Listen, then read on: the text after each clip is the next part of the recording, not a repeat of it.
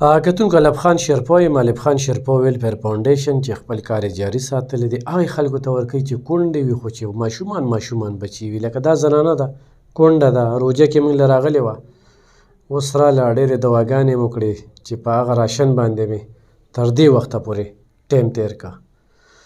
په 3 بچي دي او د کرۍ په کور کې اوسېږي. 2 کاله مخکې خاوند وفات شوی دی چې دا ماشوم اوس دوی سره کم دی. دا کم ماشوم چې دوی سره دی نو دا د 2 کالو دی. څه وایې په دې موقع؟ بس موږ دا وایو چې الله پاک دې سره ښه وکړي او خدای پاک هم د آخرت او د دنیا نه دا په کار در رسېږي. دا 3 واړه مې دي زه م یو بل کره خدمت کوم او دوی له راوړم. زه د الله نه حلال رزق غواړم زه آرام نه غواړم او خدای پاک دې رحم او فضل او کرم په تاسو هم وکړي په موږ هم وکړي. کور څو کرې ورکړي؟ 1,000 روپۍ ورکوم خو جي نه پکې بجلي شته نه پکې اوبه شته دي نه پکې ګیس شته دی. اکثر چې داسې غرمه شي د وړو له تازه اوبو ته مېړو شي لکه نه وي که نه اکثر ګاونډیان ور هم بند کړي وي خو زه بیا هم یم خیر دی په دې حالات هم د الله نه شکر ګزار چې سل خو یا پرډې وي. ګرمي به دي تر ټوله شپه به ګوزې بس اوس د ګاونډیان الله دې ورسره ښه کړي او پکې له راله تار راکړی دا 2-3 کاله به دقه صاحب چې شپه به شپه ده اکثر به مې د وړو له مخ لاسونه ووینځلو بس هغه ټایم به الله تېر کړو. بس هغه چې دی خدای پاک رحم وکړو زموږ ګاونډۍ وي چې دا خو ډېره ګرانه ده خیر دا بله په دا دغه به ولې ورکړو دا یو تار نو بس رڼا نه وي خو خیر ده که دې بچو ته مې دا پکې وي. نور ګټه وټه یې څه ده؟ نور مې ګټه وټه نشته بس دا یو بل کره جارو اخم چا له جامې وینځم چا له لوښي وینځم چا له استري به مې کوله. موږ نه چې دی ور سودا یوړه نو خوشحاله وي؟ خوشحاله وم د اختر شپه را روانه وه او دواګانې مې چې کولې د زړه مې دواګانې کولې په لاره چې تلم مې خدای کو دواګانې ته کولې. سنو یو یکدم سمیلو شو.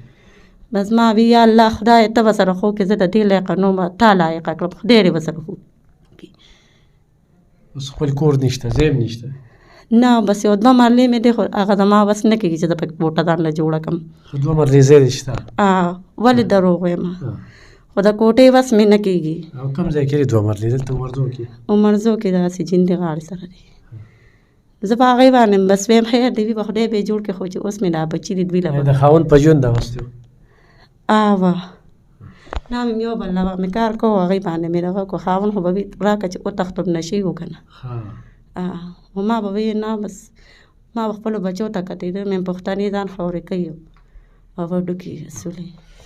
کتونکو دغه 2 مرلې ځای دی دې سره موبایل او داسې رابطه شته دی نو خو داسې هفته پس راځه که نه څه پته لګي و چې پړه باندې ستا دا خبرې ورشي هغه چې ما طرفه دا پیسې ورکړه او هغې کې بنیاد واچو کوټه په خپل ځای کې جوړه کړو او کور جوړ شي د الله په در کې هېڅ کمي نشته. دونه وظیفې مې روانې کړې دي الله به خیر کړي.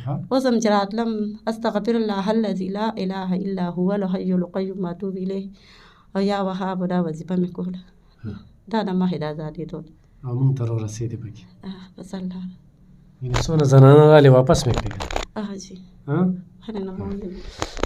دا به غوړي ځان سره والي صحیح ده او دا ځان سره د وړو بوری والی ښه ځه. کتونکو تاسو د دغه خوراکي خبرې واورېدې چې 3 بچي دي 2 مرلې ځای دی په دې ګرمۍ کې ژوند کول ډېر ګران دی 3 بچو سره ټول خوراک له خولې دي غټ یو هم پکې نشته نو خو څوک هم سره تعاون کوي نو په دې باندې زموږ اکاونټ نمبر ته زموږ سره مرسته کولی شي. ډېره مننه خوشحاله